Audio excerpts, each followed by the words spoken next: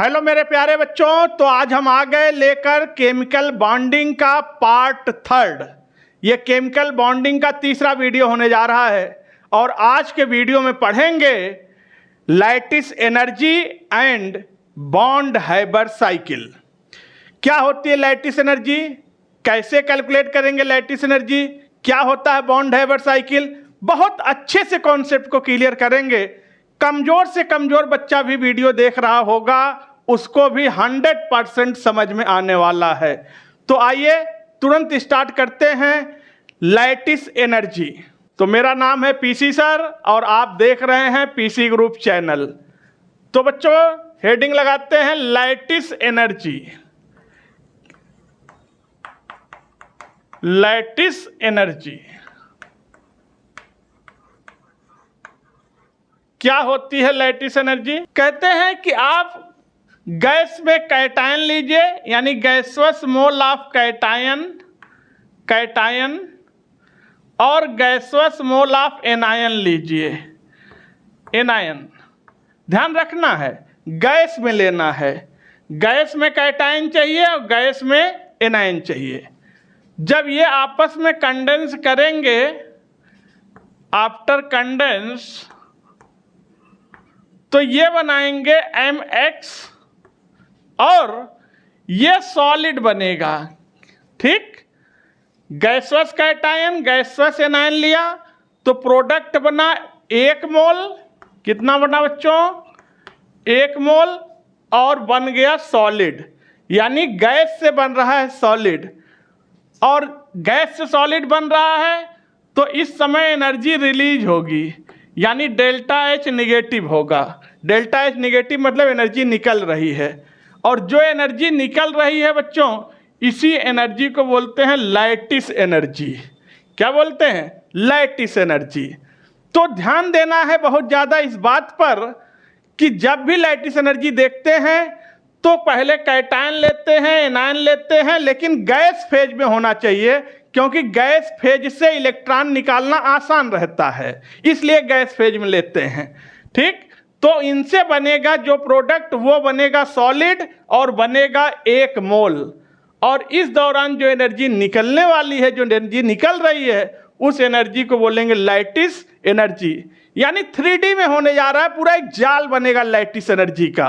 बच्चों आप कहेंगे सर हमको लैटिस एनर्जी कैलकुलेट करने का कोई डायरेक्ट मेथड बता दीजिए, कोई डायरेक्ट फार्मूला बता दीजिए जिससे हम अप्लाई करें और लैटिस एनर्जी निकाल लें।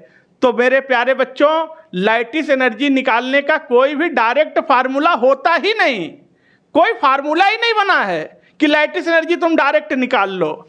यानी हम ये बात कहें कि लैटिस एनर्जी निकालने का डायरेक्ट मेथड नहीं है, डायरेक्ट मेथड कोई भी नहीं है। लैटिस एनर्जी हम डायरेक्ट नहीं निकाल सकते। तो सवाल है कि सर हम लैटिस एनर्जी निकालेंगे कैसे फिर? तो लैटिस एनर्जी बच्चों निकालने का एक इनडायरेक्ट मेथड होता है। लैटिस एनर्जी निकालने का इनडायरेक्ट मेथड है, इनडायरेक्ट मेथड है। इस मेथड से हम निकाल सकते हैं लैटिस एनर्जी। और बच्चों जो इनडायरेक्ट मेथड है जिससे हम लैटिस एनर्जी निकालेंगे, उसका नाम है bond Haber cycle. Bond Haber cycle, इस मेथड से निकाला जाएगा लैटिस एनर्जी। कई बार क्वेश्चन पूछ देता है कि बॉन्ड हाइबर साइकिल का यूज क्या है। आप पढ़ तो लेते हो, लेकिन ये नहीं समझ पाते हो कि इसकी जरूरत क्या है, क्यों पढ़ रहे हैं। तो याद रखना, जब भी पूछा जाए बॉन्ड हाइबर साइकिल की क्या यूज है, तो हमेशा याद रखेंगे बॉन्ड हाइबर साइकिल का यूज किया जाता है to calculate the lattice energy of ionic compound. किसी आयनिक कंपाउंड की लैटिस एनर्जी को निकालने के लिए हम लोग इस्तेमाल करते हैं बच्चों बॉन्ड हाइबर साइकिल का। क्या होता है अभी देखेंगे। अब बॉन्ड हाइबर साइकिल हम आपको बताएं और आपको बताएं कि लैटिस एनर्जी कैसे कैलकुलेट किया जाता है। इसके लिए एक चीज आपको और समझना पड़ेगा, तब आपको यह समझ में आएगा, और उसका नाम है हीट ऑफ फॉर्मेशन। तो इसको भी समझ लेते हैं, फिर आगे चलते हैं। हीट ऑफ फॉर्मेशन, इसकी जरूरत पड़ेगी इसलिए बता रहे हैं बच्चों। हीट ऑफ फॉर्मेशन कैसे रिप्रेजेंट करते हैं, डेल्टा एच और लगा देते हैं F. Heat of formation, heat of formation में भी कंपाउंड 1 मोल बनाएंगे। जैसे लैटिस एनर्जी में कंपाउंड कितना बना रहे हैं, 1 मोल। तो ध्यान रखना, लैटिस एनर्जी निकल रही है, एनर्जी रिलीज हो रही है।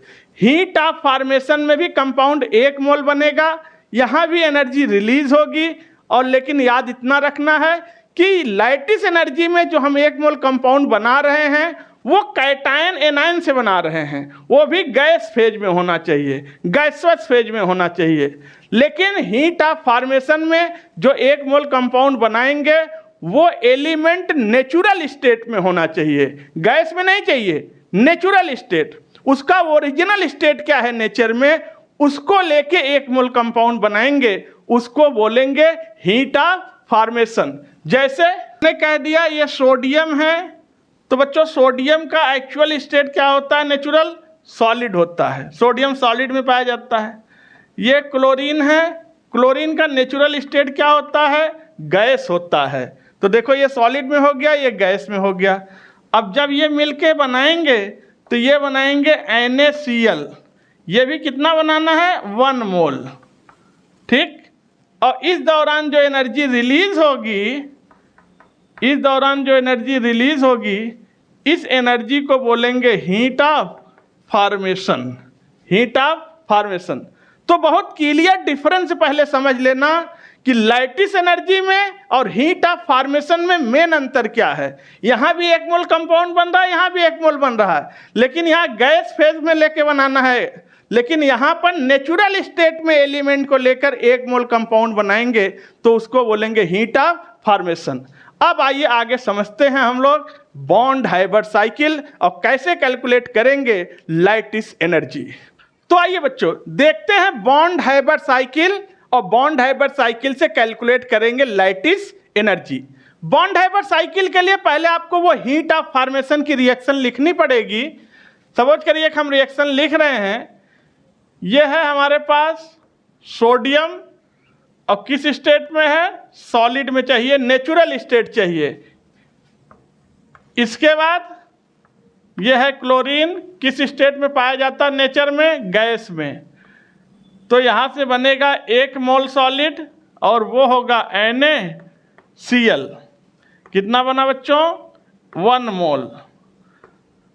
और इसके लिए लिखेंगे हीट ऑफ फॉर्मेशन, ये एनर्जी निकल रही है, ठीक, हीट ऑफ फॉर्मेशन। अब इस रिएक्शन से हमें यहां तक का सफर तय करना है, लेकिन लैटिस एनर्जी के कॉन्सेप्ट से आएंगे हम। लैटिस एनर्जी, अब लैटिस एनर्जी के लिए याद करो, एलिमेंट गैसवस स्टेट में होना चाहिए, कैटायन एनायन किस में चाहिए, गैस में। और आप देखो ये तो सॉलिड में है और कैटायन भी नहीं है, तो पहले इसको सॉलिड से गैस में ले चलो, फिर गैस से इस पे पॉजिटिव चार्ज लाओ।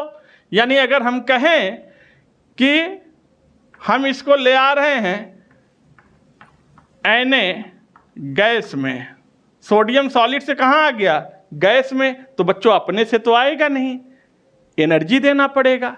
कई तरह की एनर्जी का इस्तेमाल यहाँ पर होने वाला है, ठीक है। थोड़ा सा पीरियोडिक प्रॉपर्टी का कॉन्सेप्ट अप्लाई होने जा रहा है, तो इसको बोलते हैं sublimation energy. Sublimation energy, sublimation energy दिया तो वो स्टेट को बदल देगा, सॉलिड से गैस में आ गया, ठीक बच्चों। अब इसको सॉलिड गैस से हम ले चलेंगे सोडियम पॉजिटिव चार्ज, 1 इलेक्ट्रॉन निकालेंगे, और इलेक्ट्रॉन निकालेंगे तो बच्चों अपने से इलेक्ट्रॉन निकलेगा नहीं, इसको बोलेंगे आयनाइजेशन एनर्जी, ठीक। अब यहाँ तक हम आ गए गैस में, कैटायन बन गया, अब एनायन को ले आओ। इस बार ये गैस में तो ऑलरेडी है, तो गैस में है तो कोई दिक्कत नहीं है, लेकिन एक चीज़ का ध्यान देना, क्लोरीन नेचुरल स्टेट Cl2 होता है, ठीक, Cl2। तो Cl2 है तो इसको क्या करेंगे, 1/2 कर देंगे, तो एक Cl यहाँ आ जाएगा, ठीक है। तो ध्यान देंगे, अब ये ऑलरेडी गैस में तो है, तो ये, लेकिन हमें Cl2 नहीं चाहिए, हमें Cl चाहिए। हमें Cl चाहिए तो इसको तोड़ना पड़ेगा यानी डिसोसिएशन एनर्जी देनी पड़ेगी। और ये 1/2 है, डिसोसिएशन एनर्जी 1 मोल के लिए डिफाइन होती है, सारी एनर्जी 1 मोल के लिए डिफाइन होती है, ठीक है। तो इसको हम क्या करेंगे, डिवाइड कर देंगे 2 से। बात को समझिएगा। अब ध्यान देना, ये एनर्जी जो सब्लिमेशन एनर्जी दिया था इसलिए पॉजिटिव, आयनाइजेशन एनर्जी भी दिया था इसलिए क्या है, पॉजिटिव है। हम एनर्जी दे रहे हैं, पॉजिटिव है बता रहा है, ये भी क्या है, पॉजिटिव है। तो Cl2 से Cl में आ गया। अब Cl में तो आ गया लेकिन इसमें इलेक्ट्रॉन निकालना, तो ये हो जाएगा Cl माइनस, लेकिन इसके लिए होगा इलेक्ट्रॉन अफिनिटी, और इलेक्ट्रॉन अफिनिटी में याद करिए एनर्जी रिलीज होती है, एनर्जी निकलती है, और अगर एनर्जी निकल रही है बाहर तो निगेटिव, ठीक। यहाँ एनर्जी दे रहे हैं, यहाँ एनर्जी निकल रही है। तो देखो ये आ गया कैटायन में Na+ गैस, और ये आ गया एनायन Cl माइनस, और इन दोनों को मिला दिया। तो देखो जरा ध्यान से देखना बच्चों, ध्यान से देखना, गैसवस कैटायन, गैसवस एनायन, ठीक। और यहाँ से बन जाएगा 1 मोल आयनिक सॉलिड। देखो क्या बन गया, NaCl क्या होता है, सॉलिड होता है, गैस से बन गया सॉलिड, ठीक। यहाँ से एनर्जी जो निकलेगी उसको क्या बोलेंगे बच्चों, लैटिस एनर्जी। भाई यहाँ से यहाँ जाएगा तो क्या से एनर्जी निकलेगी, लैटिस एनर्जी। यानी अब अगर हमें हीट ऑफ फॉर्मेशन का टोटल देखें तो हम एक बात कह सकते हैं, हीट ऑफ फॉर्मेशन, यहाँ पर एक कॉन्सेप्ट होता है अप्लाई, खैर यहाँ यूज नहीं करते हैं लेकिन होता वही अप्लाई है, उसका नाम होता है थर्मोडायनेमिक्स का कॉन्सेप्ट है, थर्मोकेमिस्ट्री का कॉन्सेप्ट है, जिसका नाम होता है हेस लॉ। हेस लॉ ये कहता है कि अगर कोई रिएक्शन एक स्टेप में हो जो एनर्जी निकल रही है, या वही रिएक्शन मल्टी स्टेप में हो तो उतनी ही एनर्जी निकलेगी जितनी एनर्जी एक स्टेप में निकल रही है। चाहे रिएक्शन को एक स्टेप में करा लो चाहे 100 स्टेप में करा लो, निकलने वाली एनर्जी का अमाउंट सेम रहेगा। इसको बोलते हैं हेस लॉ।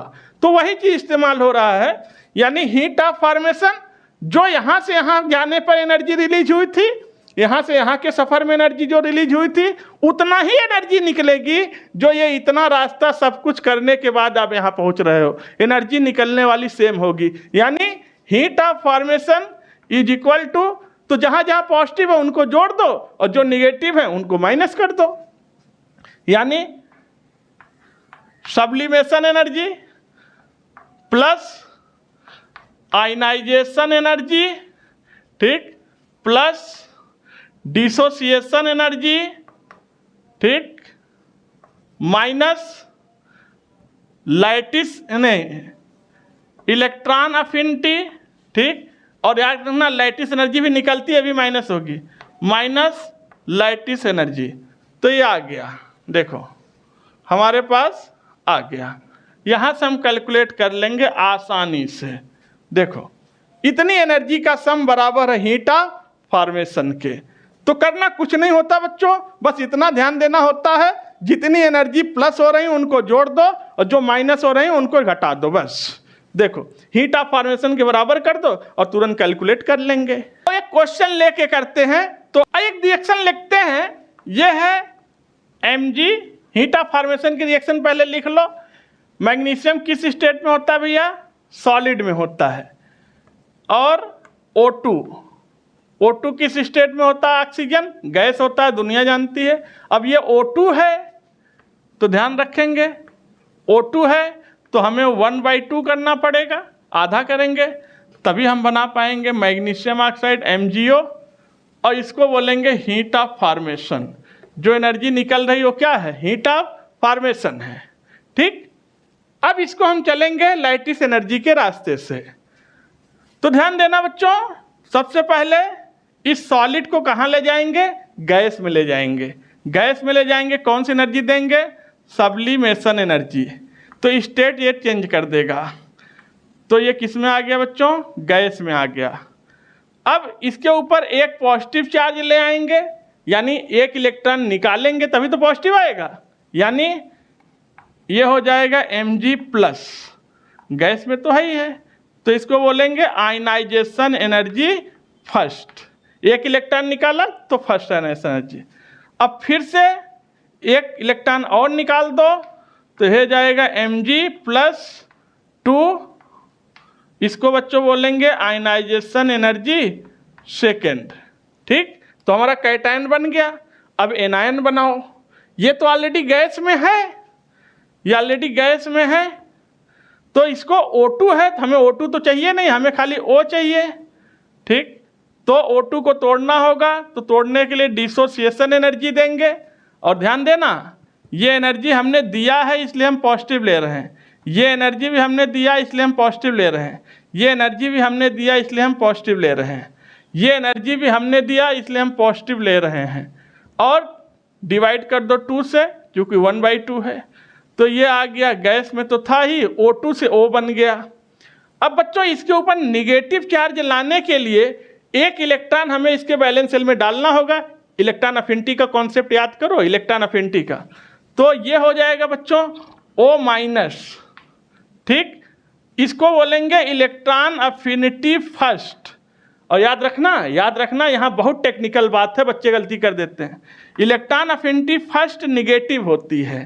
ठीक, अब फिर एक इलेक्ट्रॉन और डालेंगे तो ये हो जाएगा बच्चों O-2, यह है इलेक्ट्रॉन अफिनिटी सेकेंड। और अलर्ट हो जाना, इलेक्ट्रॉन अफिनिटी सेकेंड पॉजिटिव होती है। जब पहला इलेक्ट्रॉन डालते हैं तो न्यूट्रल एटम होता है, इलेक्ट्रॉन ले लेता है, एनर्जी रिलीज होती है। लेकिन जब दूसरा इलेक्ट्रॉन लेकर जाते हैं तो निगेटिव चार्ज आता है, वो इलेक्ट्रॉन नहीं लेता, फिर हम इलेक्ट्रॉन जबरदस्ती डालते हैं तो फिर क्या हो जाता है, वो पॉजिटिव हो जाता है। First electron affinity exothermic, second electron affinity endothermic हो जाती है। तो ये हो गया एनायन, तो बन गया गैसवस कैटायन और गैसवस एनायन। जब इनको ध्यान से प्यारे बच्चों देख लेना एक बार, देखो अब वहाँ पर हमें जाना है, तो यहाँ से बच्चों हम पहुँचेंगे यहाँ पर, देखना तो क्या बन गया, सॉलिड कितना है, ये 1 मोल है, सब जान रहे हैं। और यहाँ से यहाँ जाएंगे तो गैसवस कैटायन और गैसवस एनायन जब आपस में मिलेंगे तो गैस से बनेगा सॉलिड। इस दौरान जो एनर्जी निकलेगी उसको बोलेंगे लैटिस एनर्जी। और याद रखना ये एनर्जी निकल रही है इसलिए माइनस। ठीक, अब हीट ऑफ फॉर्मेशन के बराबर सारी एनर्जी को कर लो। Heat of formation is equal to कौन कौन सी एनर्जी दिया उसको पॉजिटिव और जो निकल रही है उसको निगेटिव। तो आओ, पहली सब्लिमेशन पॉजिटिव है, sublimation energy plus, ionization energy first positive है, आयनाइजेशन एनर्जी फर्स्ट, इसके बाद आयनाइजेशन एनर्जी सेकेंड पॉजिटिव है, आयनाइजेशन एनर्जी सेकेंड पॉजिटिव है, इसके बाद डिसोसिएशन एनर्जी पॉजिटिव है, तो जोड़ दो डिसोसिएशन एनर्जी प्लस, प्लस नहीं होगा अब माइनस होगा, अब माइनस होगा, minus electron affinity first minus है, और फिर प्लस होगा, प्लस इलेक्ट्रॉन अफिनिटी सेकेंड। ठीक, और इसके बाद अब माइनस होगा, माइनस लैटिस एनर्जी। तो बस आ गया, जैसे चाहेंगे वैसे ही कैलकुलेट कर लेंगे, आंसर निकाल लेंगे। हीट ऑफ फॉर्मेशन के बराबर सारी एनर्जी रख दिया। यानी हीट ऑफ फॉर्मेशन लिखते समय ध्यान रखेंगे, जो जो एनर्जी दे रहे हो उनको पॉजिटिव करो और जो रिलीज हो रही है उनको निगेटिव कर दो और देख लो। अब बात करते हैं प्रॉपर्टी ऑफ लैटिस एनर्जी। आइए बच्चों बात करते हैं प्रॉपर्टी ऑफ लैटिस एनर्जी की। कहते हैं कि ये जो लैटिस एनर्जी है, ये लैटिस एनर्जी होती है Q1 Q2 बाई आर के। ये फार्मूला जरा आप देखिएगा, lattice energy is equal to Q1 Q2 by R. कभी आप एक फोर्स का फार्मूला पढ़ते थे, याद करो, फोर्स इज इक्वल टू के Q1 Q2 by are square. ध्यान देंगे तो बच्चों ये फोर्स का फार्मूला है। ठीक, क्योंकि यहाँ पे Q1 Q2 क्या है, चार्ज है। जैसे आप Na लेते थे गैस में क्लोरीन लेते थे, गैस में तो 1 मोल बनाते थे NaCl सॉलिड में, ठीक। तो ये देखो NaCl, यहाँ पर तोड़ो इसको तो है Na प्लस Cl माइनस, तो एक क्या है Q1 और दूसरा क्या है Q2, 2 चार्ज हैं Q1 Q2, और Na और Cl के बीच की दूरी, Na और Cl के बीच की दूरी क्या है R है, ठीक है। तो याद रखना फोर्स के फार्मूले में R² होता है, लेकिन यहाँ लैटिस एनर्जी की बात हो रही है, लैटिस एनर्जी तो R होगा, R² नहीं, R अंतर होता, फोर्स अलग चीज है, एनर्जी अलग चीज है यहाँ पर, ठीक। तो ध्यान देंगे lattice energy directly proportional to Q1 Q2 inversely proportional to R, यानी हम कह सकते हैं कि लैटिस एनर्जी डायरेक्टली प्रोपोर्शनल है चार्ज के Q1 Q2 के, और यही लैटिस एनर्जी इनवर्सली प्रोपोर्शनल है साइज के। भाई R क्या है, साइज, रेडियस, साइज, यानी चार्ज बढ़ेगा तो लैटिस एनर्जी बढ़ेगी, साइज बढ़ेगा तो लैटिस एनर्जी घटेगी। लेकिन ध्यान देना क्वेश्चन सॉल्व करते समय सबसे पहले चार्ज को देखा जाता है, charge is a dominant factor, charge से काम नहीं बनेगा तब हम साइज को देखेंगे, लेकिन पहले क्या देखेंगे, चार्ज को देखेंगे।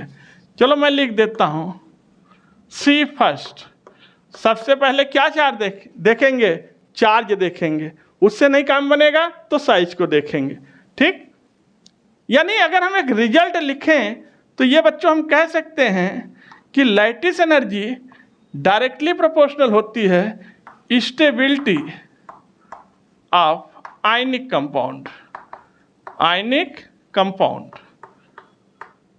यानी अगर किसी कंपाउंड की लैटिस एनर्जी ज़्यादा है तो उस कंपाउंड की स्टेबिलिटी ज़्यादा होगी, इसमें कोई डाउट नहीं है। लैटिस एनर्जी डायरेक्टली प्रोपोर्शनल है ओवरऑल फोर्स ऑफ अट्रैक्शन के, फोर्स ऑफ अट्रैक्शन के, यानी लैटिस एनर्जी अगर ज़्यादा होगी तो आयंस, कैटायन और आयन के बीच में फोर्स ऑफ अट्रैक्शन ज़्यादा होगा।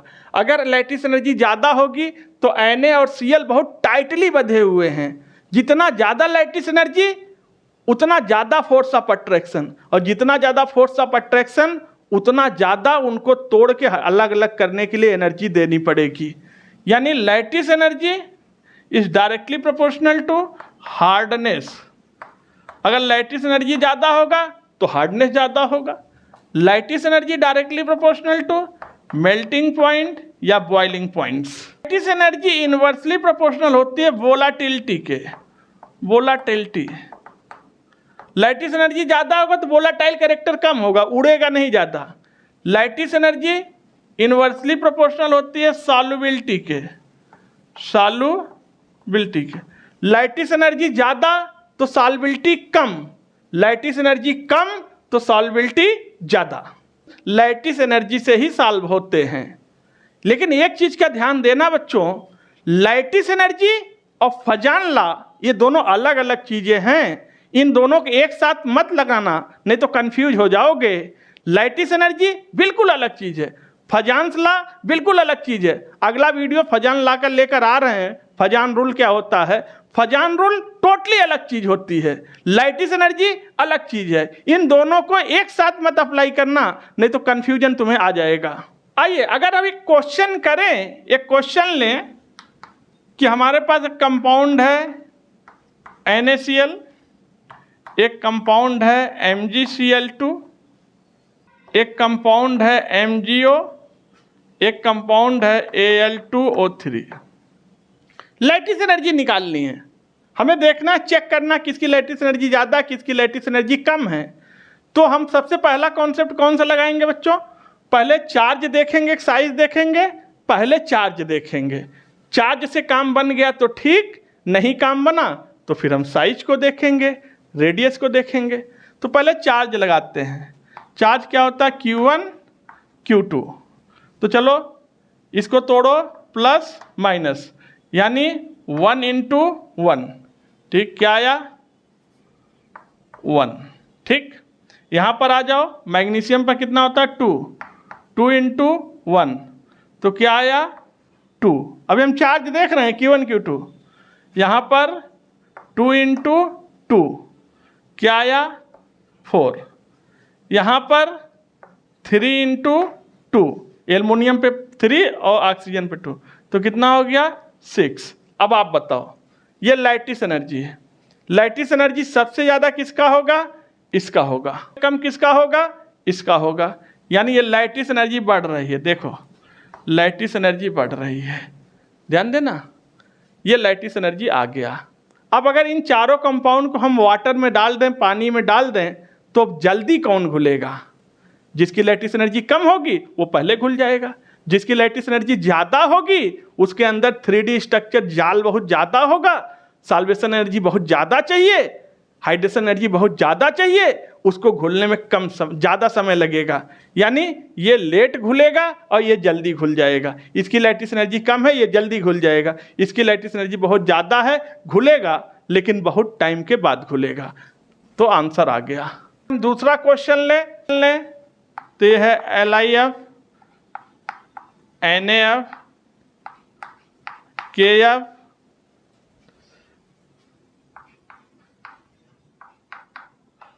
और ये है। हमें लैटिस एनर्जी निकालनी है। लैटिस एनर्जी तो एक तो पक्का है, चार्ज देखो पहले, तो ये है 1 इंटू 1, 1 इंटू 1, भाई इस पर पॉजिटिव इस पर निगेटिव, तो 1 इंटू 1, 1 इंटू 1, 1 इंटू 1, यानी चार्ज तो बच्चों सेम है, चार्ज से क्वेश्चन नहीं लग पाएगा। तो हम क्या देखेंगे? साइज देखेंगे, R रेडियस। ठीक, हमें पता है ऊपर से नीचे चलने पर ग्रुप में साइज बढ़ता है, साइज बढ़ता है, और अगर साइज बढ़ेगा तो लैटिस एनर्जी घटेगी। यानी ऊपर से नीचे चलने पर लैटिस एनर्जी क्या हो रही है बच्चों? घट रही है। लो ये आ गया आर्डर लैटिस एनर्जी का। लैटिस एनर्जी ऊपर से नीचे जाने पर डिक्रीज हो रही है। दूसरा क्वेश्चन लेते हैं, जैसे यह है lithium hydride, NaH, KH, RBH and CHH। अब लैटिस एनर्जी निकालनी है, तो चार्ज से तो नहीं निकाल पाओगे, चार्ज 1 to 1 ही रहेगा। चार्ज तो भैया सब जगह सेम हो गया, चार्ज तो सेम हो गया, तो चार्ज से काम नहीं बनेगा। तो हम फिर साइज देख लेंगे, ऊपर से नीचे चलने पर साइज बढ़ता है, और अगर साइज बढ़ेगा तो लैटिस एनर्जी घट जाएगी। यानी सबसे ज़्यादा लिथियम हाइड्राइड की और सबसे कम लैटिस एनर्जी सीजियम हाइड्राइड की आएगी। अब एक क्वेश्चन आपसे पूछ लेते हैं बच्चों, ये है मेथेन, अमोनिया और वाटर। इसमें बताना है किसकी लैटिस एनर्जी ज़्यादा है और किसकी लैटिस एनर्जी कम है। ठीक, कमेंट करके बताइएगा। चलो हम ही बता देते हैं। भैया इनकी लैटिस एनर्जी नहीं देखते, इनकी लैटिस एनर्जी नहीं देखते हैं। ये लैटिस एनर्जी का सवाल नहीं है। क्यों? क्योंकि लैटिस एनर्जी ओनली किसके लिए होती है? Only for ionic compound, ionic compound. और मेथेन, अमोनिया, वाटर ये कैसे कंपाउंड है बच्चों? कोवैलेंट कंपाउंड है, कोवैलेंट कंपाउंड। तो गलती से भी कोवैलेंट कंपाउंड के लिए लैटिस एनर्जी मत निकालना। लैटिस एनर्जी किसके लिए होती है? आयनिक कंपाउंड के लिए। ठीक, तो इनकी कोई लैटिस एनर्जी से नहीं सॉल्व होने वाले हैं। राइट, इसलिए बता दिया ताकि कोई क्वेश्चन मिल जाए तो परेशान मत होना। कोवैलेंट कंपाउंड के लिए लैटिस एनर्जी नहीं लगाते। ठीक, तो बच्चों आज के वीडियो में हम लोगों ने पढ़ा लैटिस एनर्जी और बॉन्ड हाइबर साइकिल्स, उनकी प्रॉपर्टीज। आज की वीडियो कहीं पर रखते हैं। केमिकल बॉन्डिंग का अगला वीडियो फिर हम लेकर आ रहे हैं फजान्स रूल्स का। ठीक है, तो केमिकल बॉन्डिंग का पार्ट नंबर 4, वीडियो नंबर 4 होगा फजान रूल्स। तो फिर मिलते हैं नेक्स्ट वीडियो में, तब तक के लिए थैंक यू, टेक केयर।